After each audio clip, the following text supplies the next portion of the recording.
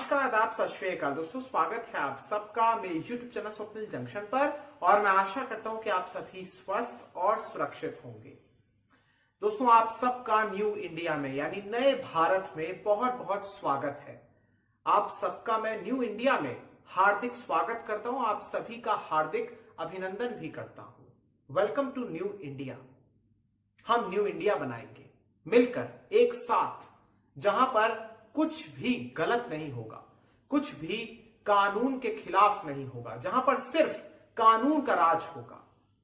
ऐसी बातें आपने 2014 के बाद से लगातार सुनी होंगी, गाहे बगाहे इंटरनेट पर सुनी होंगी, ट्वीट्स में देखी होंगी, रेडियो प्रोग्राम्स में देखी होंगी, अखबारों में विज्ञापनों के जरिए और संपादकीय के जरिए सुनी होंगी। टीवी पर भी आपने नेताओं को, स्वयं प्रधानमंत्री को या फिर किसी अन्य मंत्री को भी ऐसी बातें कहते हुए सुना होगा।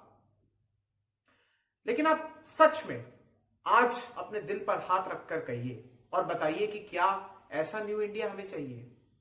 ऐसा न्यू इंडिया हमें चाहिए जहां पर भले ही सब कुछ या अधिकांश चीजें डिजिटलाइज्ड हो रही हो, सब कुछ इंटरनेट के माध्यम से सब कुछ ऑनलाइन जा रहा हो, लेकिन वहां पर आज भी स्वयं को आप कैसे समझाएंगे कि वहां पर आज भी एक शख्स को ट्रक के पीछे बांधकर सजा दी जाती है? आप ये स्वयं को कैसे समझाएंगे कि वहां पर यानी न्यू इंडिया में, आज के इस मॉडर्न इंडिया में, ये कोई मध्यकालीन भारत नहीं है, यहां पर अन्नदाताओं को पीटा जाता है जबकि वो शांतिपूर्ण तरीके से प्रदर्शन कर रहे थे, विरोध प्रदर्शन। यहां पर शांतिपूर्ण, शांतिपूर्वक, पीसफुली, इस शब्द को आप ध्यान से समझिएगा दोस्तों। ये न्यू इंडिया है।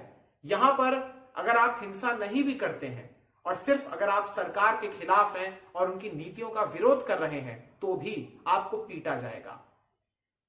यह है न्यू इंडिया। यह है न्यू इंडिया जहां पर एक अल्पसंख्यक को जबरदस्ती कुछ गुंडे वहां पर बोलेंगे और कहेंगे कि तुम धार्मिक नारा लगाओ।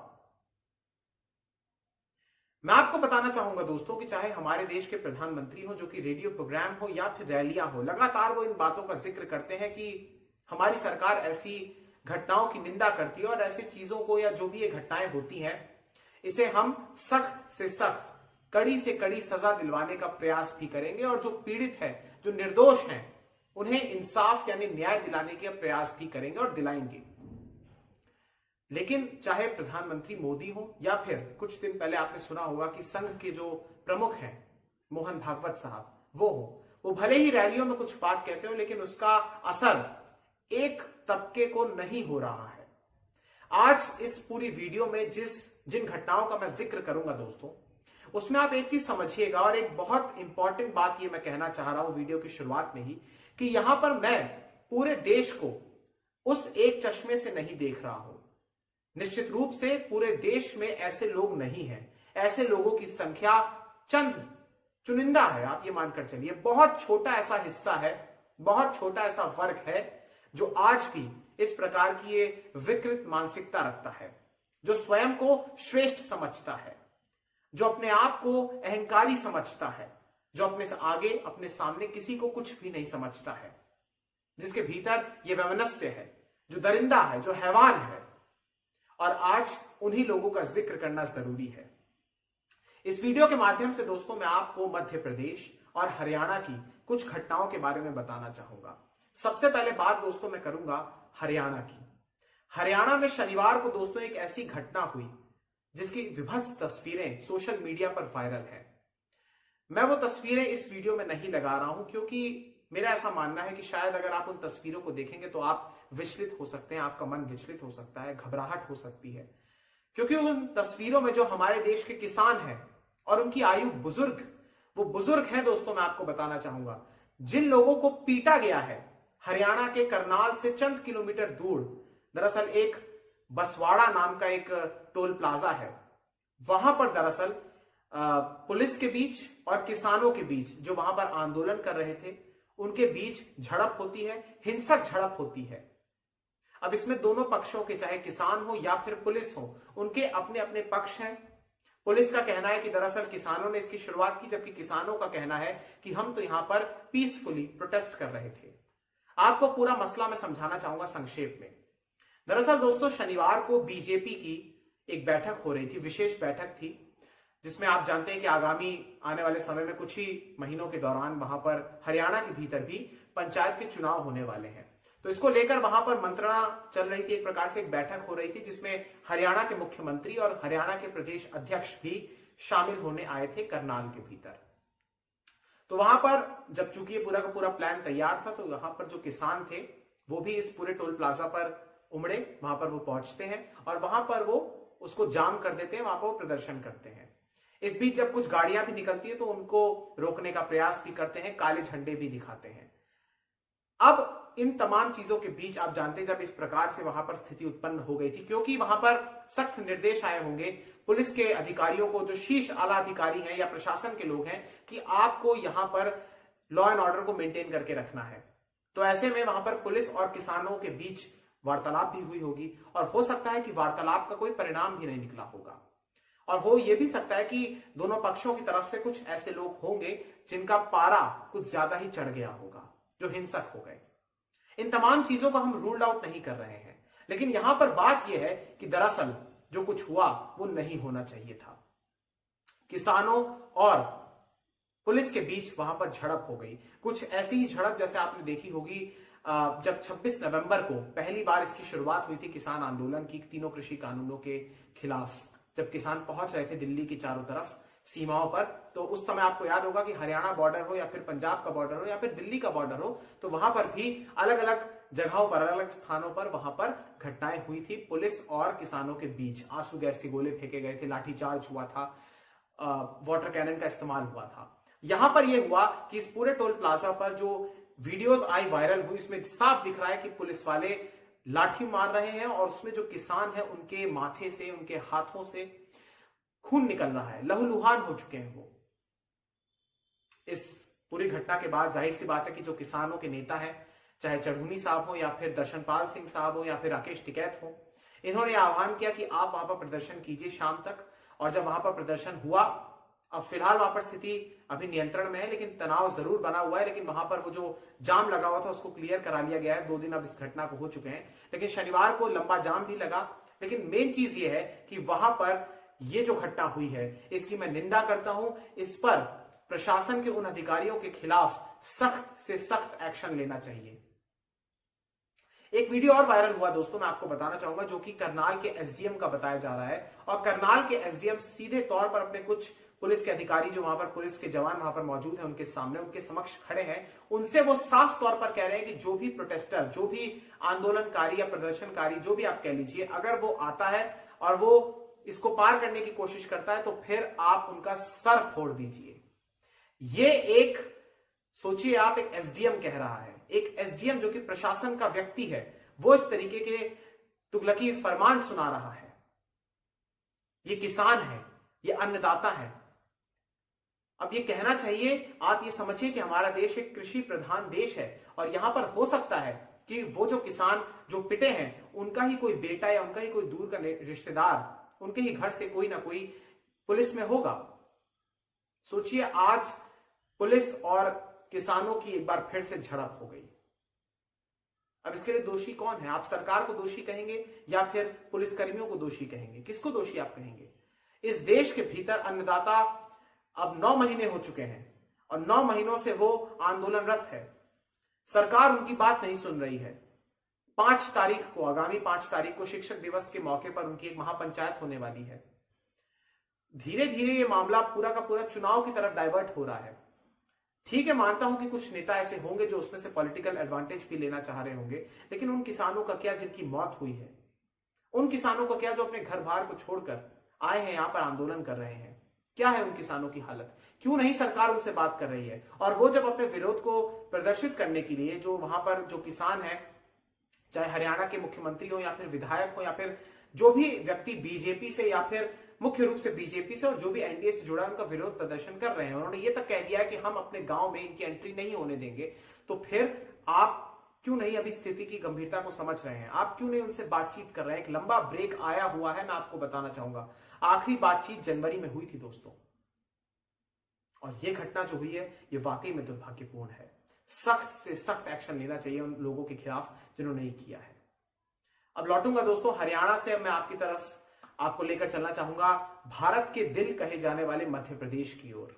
मध्य प्रदेश को भारत का दिल कहा जाता है, भारत का हृदय कहा जाता है, भारत के सेंटर में वो स्थित है राज्य। और मध्य प्रदेश को शांति का टापू भी कहा जाता है। लेकिन वहां पर जो दो घटनाओं का मैं जिक्र आज आपके सामने करूंगा, जो कि पिछले सप्ताह हुई है, गुजरे सप्ताह हुई है, उनको सुन के आपके मन में ये ख्याल आएगा कि वाकई में न्यू इंडिया के भीतर ऐसी सोच भी है। और ये वो कौन लोग हैं जो अपने आप को दूसरों से सर्वश्रेष्ठ समझते हैं और फिर दूसरों से तो छोड़िए अपने आप को कानून से ऊपर समझते हैं। कहां से शुरू करूं दोस्तों? आपको सबसे पहले मैं आपको ये तस्वीर दिखाना चाहूंगा। मैं आपको वीडियो नहीं दिखाऊंगा क्योंकि आप वो वीडियो देखेंगे तो बहुत ज्यादा विचलित करने वाली वीडियो, लेकिन मुझे विश्वास है कि आपने शायद वो देखा होगा। लेकिन मैं आपको पूरा ये विवरण दूंगा, पूरा आपको जो भी वहां कुछ हुआ उसको मैं शब्दों के माध्यम से आपके सामने रखूंगा। सबसे पहले आप इस तस्वीर को देखिए जो कि आप अपनी स्क्रीन पर देख रहे हैं दोस्तों। इस तस्वीर को मैंने ब्लर किया हुआ है, लेकिन आप यहां पर साफ तौर पर देख सकते हैं कि यहां पर एक शख्स है जो कि जमीन पर यानी रोड पर है और रोड पर वो घिसकता हुआ जा रहा है और उसके पैर बंधे हुए हैं एक पिकअप वाहन से। घटना दरअसल दोस्तों मैं आपको बताना चाहूंगा 26 तारीख की बताई जा रही है, 26 अगस्त की। और यहां पर होता यह है कि इस शख्स का नाम मैं आपको बताना चाहूंगा दोस्तों। इनका नाम जो है इनका कन्हैया लाल है, कन्हैया लाल भील। एक आदिवासी समुदाय से ये आते हैं और ये घटना जो है दोस्तों ये मध्य प्रदेश के नीमच जिले की है। यहां पर इस व्यक्ति को जिनकी आयु 45 वर्ष है, और आपको मैं पूरा ये भी बताना चाहूंगा कि ये कहां पर ये हुई है, सिंगोली थाना क्षेत्र के, वहां की ये उस थाना क्षेत्र के जुरिस्डिक्शन में ये घटना आती है, वहां पर ये सब कुछ हुआ है। होता यह है कि दोस्तों कुछ युवक, कुछ गुंडे, दरिंदे, हैवान, कुछ भी आप कह लीजिए, ये आते हैं और चोरी के संदेह में इनको, यानी ये जो कन्हैया लाल हैं, इनको वो पकड़ते हैं जबरन। पहले कहा जा रहा है कि इनको ठोकर मारते हैं अपने वाहन से और उसके बाद इनको घसीटते हैं, इनके साथ मारपीट करते हैं और फिर इसके बाद एक पिकअप वाहन से उनके हाथ पैर बांध देते हैं और फिर उनको कुछ दूरी तक उनको घसीटते हैं। और उसके बाद जब उनको घसीट भी देते हैं तो भी इनका मन नहीं भरता है। उसके बाद भी वो कन्हैया लाल के साथ मारपीट करते हैं, लात मारते हैं। और फिर जब इसकी सूचना पुलिस को पहुंचती है तो फिर पुलिस जब मौके पर पहुंचती है, मौका वारदात पर, तो पुलिस स्थानीय लोगों की मदद के साथ इनको लेकर जाती है पीड़ित को अस्पताल में, और वहां पर अस्पताल में डॉक्टर्स इन्हें मृत घोषित कर देते हैं। यानी कन्हैया लाल जिनकी आयु 45 वर्ष की है, जो शायद जिनके बच्चे भी होंगे, जिनकी वाइफ भी होगी, उनकी मौत हो जाती है। कारण सिर्फ चोरी का संदेह है। मैं कहना चाहूंगा अगर चोरी की भी है, मान लीजिए, पहली बात चोरी इन्होंने नहीं की है, लेकिन मान लीजिए अगर इन्होंने चोरी की भी है तो इन युवकों को, इन गुंडों को किसने यह अधिकार दिया, किसने यह हक दिया कि वो एक शख्स को बेरहमी से पीटे, उन्हें ट्रक से बांधे, उन्हें पिकअप से बांधे और फिर उनको घसीटता हुआ ले जाए और उससे उनकी जान चली जाए? ये कौन लोग हैं? ये कौन से भारत के नागरिक हैं? ये कौन राक्षस हैं? अगर इनके साथ ऐसा किया जाए तो फिर इन पर क्या बीतेगी? कल्पना कीजिए आप, किसी व्यक्ति को घसीटा जा रहा है और कितनी चोटें उनको आई होंगी, कितनी उनको प्रताड़ना उनको दी गई है, कितनी एक प्रकार से सीधा उनको मौत के मुंह में ये लोग धकेल कर ले गए और उनकी मौत हो जाती है। इस मामले में 8 लोगों को आरोपी बनाया गया है दोस्तों। नीमच पुलिस के अनुसार 8 लोगों को ये आरोपी बनाया गया है। इनमें से जब तक मैं ये खबर को रिकॉर्ड कर रहा हूं, इस वीडियो को, तब तक कहा जा रहा है कि 4 लोगों की गिरफ्तारी हो चुकी है। कहीं कहीं पर 5 लोगों का भी जिक्र है। 3 से 4 लोग अभी भी फरार बताए जा रहे हैं। इनके खिलाफ मैं आपको बताना चाहूंगा कि हत्या के जो धाराएं होती है इसमें 302, 304 और एट्रोसिटी एक्ट के तहत इनके खिलाफ मुकदमा दर्ज किया गया है। इसमें से जो मुख्य आरोपी है वो प्रधान उनकी पत्नी बताई जा रही है। सोचिए, राजनीतिक रसूख भी है इनका। हालांकि प्रधान कोई बहुत बड़ी चीज नहीं होती है, लेकिन फिर भी राजनीतिक तौर पर सक्रिय हैं और शायद उसी का उनके अंदर घमंड भी आ गया कि भाई हमारे यहां तो प्रधान है तो हम तो बच जाएंगे और हम ज्यादती करेंगे मासूम कमजोर लोगों पर, निर्दोष लोगों पर। शर्म आनी चाहिए इन लोगों को। मेरा ऐसा मानना है कि इन लोगों को सख्त से सख्त, एक बार फिर से मैं इस लफ्ज का जिक्र कर रहा हूं, इन्हें जेल की सलाखों के पीछे रखना चाहिए। ये कौन सी सोच है? ये कौन से जाहिल गंवार लोग हैं, अनपढ़ हैं, जिन्होंने एक कमजोर की जान ले ली पीट पीट कर, और इतने घटिया तरीके से, इतनी बर्बरता के साथ। कल्पना कीजिए आप, इनके भीतर क्या वो मानसिकता चल रही होगी, क्या वो सोच रही होगी कि इन्होंने उस व्यक्ति को मार डाला, उसकी जान ले ली। हालांकि मैं आपको बताना चाहूंगा कि पुलिस भी इसमें एक्शन में आई है और पुलिस ने उन वाहनों को भी, 3 वाहन को भी जब्त किया है, जिसमें से एक तो पिकअप वाहन है, एक बाइक है, एक कार है। 4 लोगों की गिरफ्तारी भी होगी, मैंने जैसा आपको बताया, और ये कहा जा रहा है कि बाकी लोगों का एक प्रकार से तलाश जारी है। इसके अलावा यहां पर एक चीज और मैं बताना चाहूंगा कि जैसा कि होता है कि घटनाएं होती रहती हैं और फिर एक आर्थिक मुआवजे का ऐलान हो जाता है, तो 4 लाख के करीब की राशि का ऐलान हुआ है, लेकिन उस परिवार पर क्या बीती होगी आप सोचिए। क्या वो परिवार का जो पालन पोषण करने वाला व्यक्ति कन्हैया लाल भील, क्या वो वापिस आ पाएगा? और हमारे देश में आदिवासी हो या फिर दबे कुचले वर्ग के लोगों, वंचित समाज के लोगों, उनके साथ ऐसे अत्याचार होते हैं और निरंतर ऐसी घटनाएं सामने आ रही हैं। ऐसे में जब इन लोगों का शोषण होता है, जब इन लोगों को प्रताड़ित किया जाता है, तो फिर वो जो सबका साथ, सबका विकास, सबका विश्वास वाला जुमला है, वो यहां पर फेल होता हुआ दिखता है। ये बहुत जरूरी है कि मुख्यमंत्री शिवराज सिंह चौहान के मध्य प्रदेश में ऐसी घटनाएं ना हो, बल्कि मध्य प्रदेश में नहीं बल्कि देश के किसी भी अन्य प्रदेश में भी ऐसी घटनाएं ना हो। मुख्यमंत्री को स्वयं आकर इसमें त्वरित कार्रवाई के आदेश देने चाहिए और निर्देश देने चाहिए कि इन लोगों के खिलाफ सख्त से सख्त एक्शन लेना चाहिए। हालांकि जब ऐसी घटना होती है और जब एक किसी वर्ग विशेष का व्यक्ति सामने आता है, तो फिर राजनीति भी होती है तेज और उसमें अलग अलग स्टेक होल्डर्स आने लगते हैं। आप जानते हैं इसमें बीएसपी सुप्रीमो भी आए, उन्होंने भी घटना की निंदा की, उन्होंने भी बात की कि तुरंत कार्रवाई हो। कमलनाथ जो कि पूर्व मुख्यमंत्री हैं, उन्होंने भी इस बात का जिक्र किया और सीधे तौर पर बीजेपी पर आरोप लगाए। बीजेपी की तरफ से कहा गया कि यह घटना निंदनीय है, हम कार्रवाई करेंगे। ये तमाम चीजें हो रही हैं। हमेशा की तरह ऐसे बयानबाजी दोनों की तरफ से दी जाती है, सत्ता पक्ष हो या फिर विपक्ष हो, लेकिन ऐसी घटनाओं की पुनरावृत्ति आप निरंतरता के साथ देखेंगे। ये मॉब लिंचिंग की घटनाएं बहुत ज्यादा बढ़ी हैं पिछले कुछ वर्षों में। इसके अलावा एक और अमानवीय और एक और जघन्य अपराध के बारे में आपके सामने मैं जिक्र करूंगा। ये भी संयोग से मध्य प्रदेश का भी है, मध्य प्रदेश का ही है। मध्य प्रदेश में उज्जैन, दोस्तों, महाकाल की नगरी उज्जैन में, पावन नगरी, धर्म नगरी, तीर्थ नगरी उज्जैन में एक ऐसा कांड हुआ उज्जैन से चंद किलोमीटर दूर एक गांव में, जो कि वाकई में शर्मिंदा करता है। यहां पर एक कबाड़ का काम करने वाले एक शख्स है, उनका नाम है अब्दुल रशीद। अब्दुल रशीद को जबरदस्ती ईश्वर सिंह और कमल सिंह नाम के युवक ये आते हैं उनके पास। जब वो गांव में कबाड़ लेने के लिए जाते हैं ऑब्वियसली, या बेचने के लिए जाते हैं, तो फिर वो दोनों उसके पास जाते हैं, अब्दुल रशीद के पास। वीडियो सारी सोशल मीडिया पर वायरल है, आप देख सकते हैं। ये क्या होता है कि उनके पास जाते हैं और उनसे कहते हैं कि तुम जय श्री राम बोलो, तुम्हारी हिम्मत कैसे हुई हमारे मोहल्ले में आने की, तुम यहां से कैसे पैसा कमा लोगे। ये कौन लोग हैं जो कि मर्यादा पुरुषोत्तम, हम सब के आदर्श, करोड़ों लोगों की आस्था का प्रतीक प्रभु श्री राम के नाम पर गुंडागर्दी करते हैं। प्रभु श्री राम ने तो स्वयं शबरी के झूठे बेर खाके पूरी दुनिया को एक संदेश दिया था, और ये वो लोग हैं जो दूसरे धर्म के, दूसरे समुदाय के व्यक्ति को जबरदस्ती प्रभु श्री राम के नाम पर कह रहे हैं कि तुम नारे लगाओ।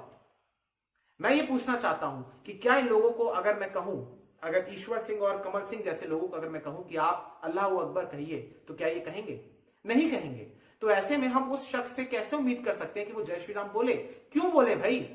हाँ, अगर कोई किसी के धर्म का या किसी के धार्मिक स्लोगन्स का मजाक उड़ा रहा है या फिर आपत्तिजनक टिप्पणियां कर रहा है, तो फिर उनके खिलाफ कानून की धाराओं के तहत सख्त कार्रवाई होनी चाहिए। लेकिन आप किसी को जबरदस्ती ये नहीं कर सकते, टॉर्चर नहीं कर सकते कि आपको जय श्री राम बोलना ही होगा, या फिर आपको भारत में रहना है तो फिर आपको जय श्री राम कहना होगा, या फिर अल्लाह अकबर आपको कहना पड़ेगा। इस केस में यहां पर ये जो अब्दुल रशीद को कहा जा रहा है, हालांकि वीडियो के अंत में अब्दुल रशीद ने समझदारी दिखाते हुए जय श्री राम का नारा लगा दिया, लेकिन उसके बाद फिर उन्होंने एक और स्टेप आगे बढ़ते हुए समझदारी और दिखाई। वो गए पुलिस थाना में गए और उन्होंने शिकायत दर्ज की, जिसके बाद इन लोगों के खिलाफ धारा 505(2), 506 और 153 के तहत मुकदमा दर्ज किया गया है।